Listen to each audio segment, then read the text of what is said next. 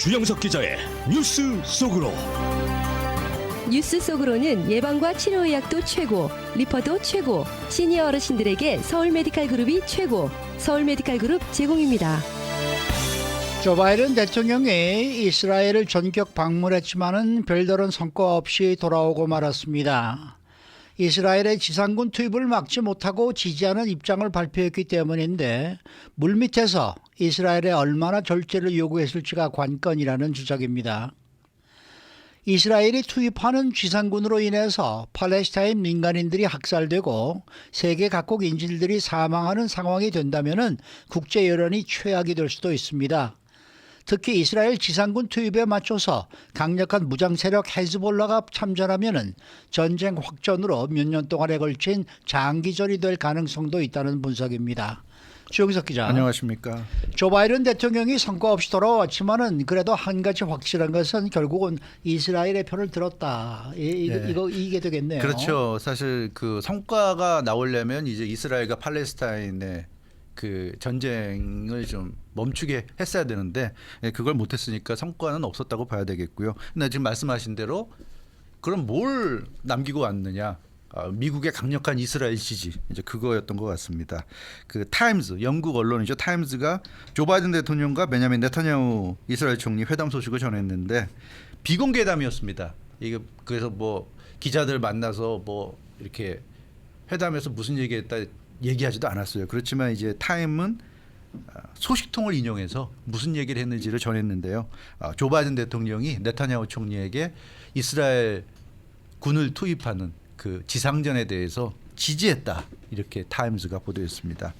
그래서 베냐민 네타냐후 총리가 조 바이든 대통령으로부터 그라운드 인베이전에 대한 지지를 얻었다 이렇게 타임즈가 소개했습니다. 결국 미국은 지금 그 조 바이든 대통령은 이스라엘군이 가자 지구에 들어가는 것에 대해서 용인한 것으로 승인한 것으로 이렇게 지금 나타났습니다. 네, 비공개 회담이라고 얘기하셨잖아요. 그러면 이 보도 내용을 어느 정도 믿어도 될까요? 네. 신빙성이 어느 정도 되는가요? 그래도 타임즈는 네. 세계적인 언론이고요. 그렇죠. 예, 그 타임즈가 뭐 이렇게 근거 없이 이런 중요한 보도를 할 그런 언론은 아니기 때문에 내부 소식통이라고 하는 거 보면 네.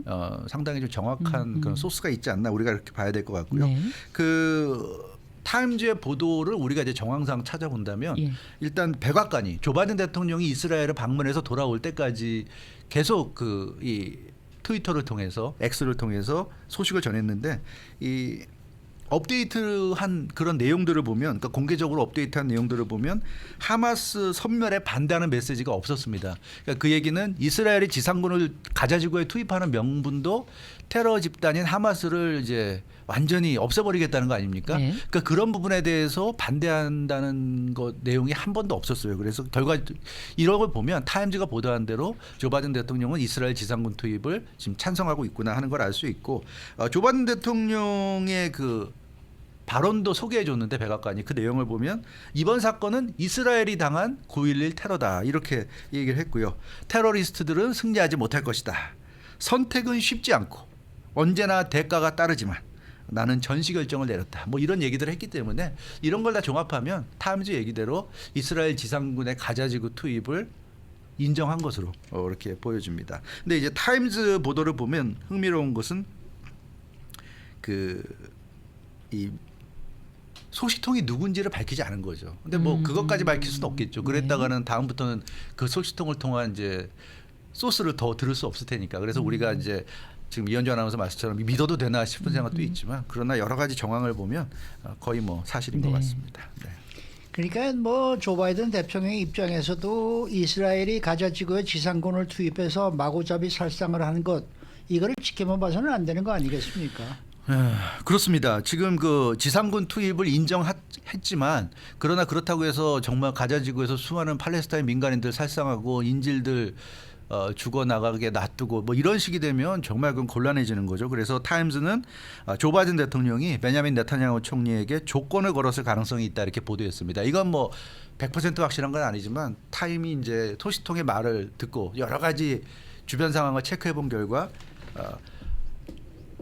이스라엘 너네가 가자지구에 지상군 투입하는 거는 우리 미국이 인정을 할게 하지만 대신에 이런 건 지켜라 하고 이렇게 조건을 걸었을 가능성이 있다는 얘기입니다. 그러니까 대외적인 차원에서는 이스라엘을 지지해 주겠지만 물밑에서는 이스라엘에 좀 어느 정도 제한을 걸었을 가능성이 있다는 얘기인데요.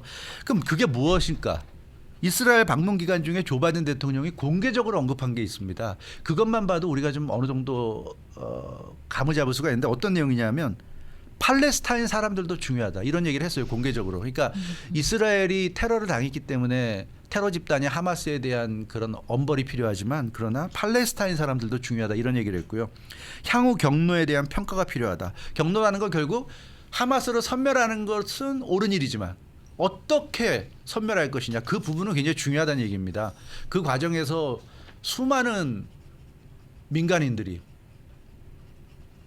희생된다면 그거는 옳지 않다는 그런 의미가 담긴 거죠. 그래서 결국 이런 얘기들을 종합하면 조 바이든 대통령은 팔레스타인 민간인들이 피해를 입어서는 안 된다는 점을 계속 강조한 것으로 보입니다. 이스라엘 가서도. 그래서 아마 비공개회담에서도 그런 부분을 네타냐후에게 강력하게 아마 메시지를 전달했을 것으로 이렇게 보여지고요. 지상군을 투입하는 건 하마스 테러 집단을 섬멸하는 데만 초점이 맞춰져야 되지 그 이외에 무고한 사람들이 피해를 입어서는 안 된다. 이 메시지를 아마 확실하게 전달하지 않았을까. 그게 이제 타임즈의 분석입니다. 그러니까 이스라엘 지상군이 이제 가자 지구에 투입이 된다 하더라도 그것을 지지하기는 합니다만은 마치 뭐 인정 총수를 하듯이 막 싹 쓸어버린다 이거는 안 되고 선을 넘지 말아라 이런 내용이 담겨 있겠네요. 예, 그렇죠. 그러니까 이스라엘군을 투입을 할 때 네타냐후 총리가 뭐 군통수권자니까 네타냐후 총리가 제대로 라인을 잘 설정해서 넘어서는 안 될 선을 잘 정해가지고 군에게 그것을 잘 얘기를 해야 된다. 그런 메시지를 조 바이든 대통령이 전달했을 가능성이 높다는 거죠. 결국 그게 뭡니까? 민간인 피해 최소화 그리고 인도적 지원 그 두 가지로 보여집니다. 이게 이제 타임즈도 그렇게 보도했는데요.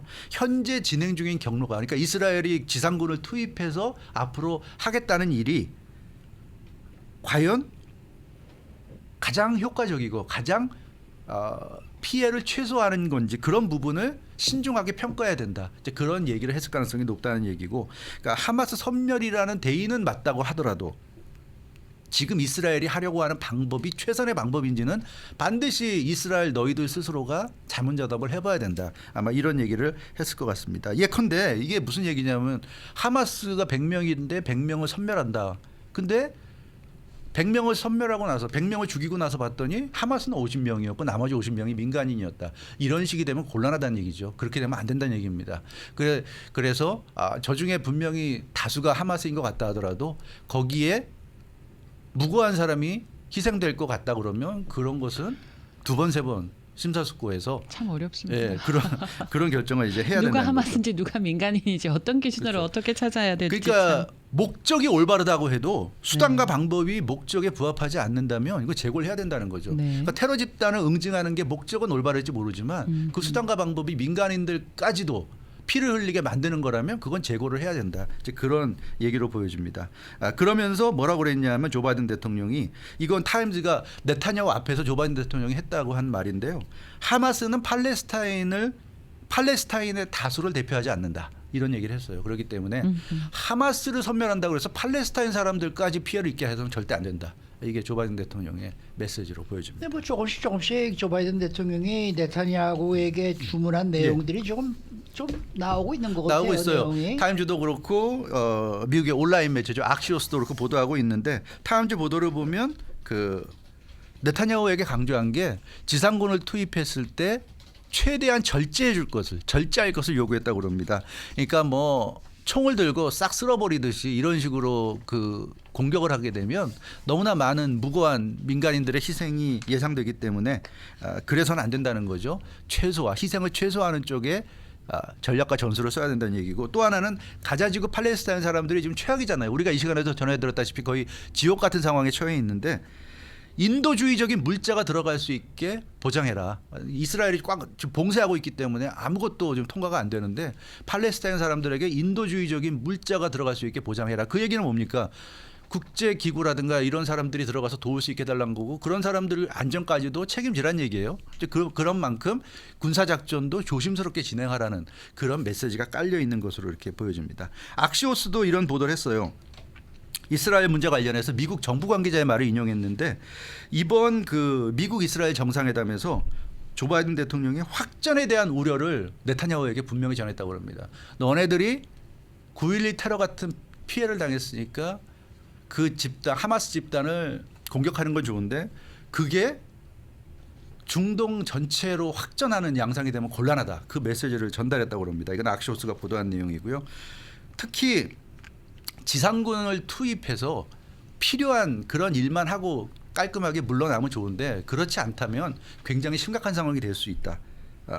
국제적인 지지를 유지해야지 이스라엘이 너네가 원하는 일을 할 수 있는 거고 너네가 잘못하게 되면 국제적인 지지가 사라질 것이고 비난이 빗발칠 것이고 그러면 이제 그 다음부터는 아무것도 할 수 없을 것이다. 이런 얘기를 악시오스 조 바이든 대통령이 네타냐후에게 했다고 미국 정부 관계자가 악시오스에게 얘기를 했다고 합니다. 그래서 국제적인 지지를 그럼 유지를 해야 되는데 그러려면 인도주의적인 상황을 해결해야 한다. 그러니까 최대한 팔레스타인 사람들을 배려해 주면서 너네가 원하는 작전을 해라. 이게 조 바이든 대통령의 지금 메시지로 그렇게 보여집니다. 그러면 이스라엘 지상군이 이제 가자 지구에 가더라도 뭐 강력한 공격을 할 수 있거나 그러지는 못하겠네요. 그렇죠. 이 네타냐후가 아무리 뭐 큰 소리 뻥뻥 치고 있지만 그렇게 하기는 쉽지 않을 것 같아요. 지금까지는 조 바이든 대통령이 적극적으로 도와주고 있지만 실제로 지상군이 투입돼 가지고 팔레스타인 양민들이 희생되는 게 나오면 국제 여론이 걷잡을 수 없이 악화될 텐데 그러면 조 바이든 대통령이 계속 이스라엘을 디펜스해 주는 것도 한계가 있을 거란 말이에요. 지금도 벌써 미국에서도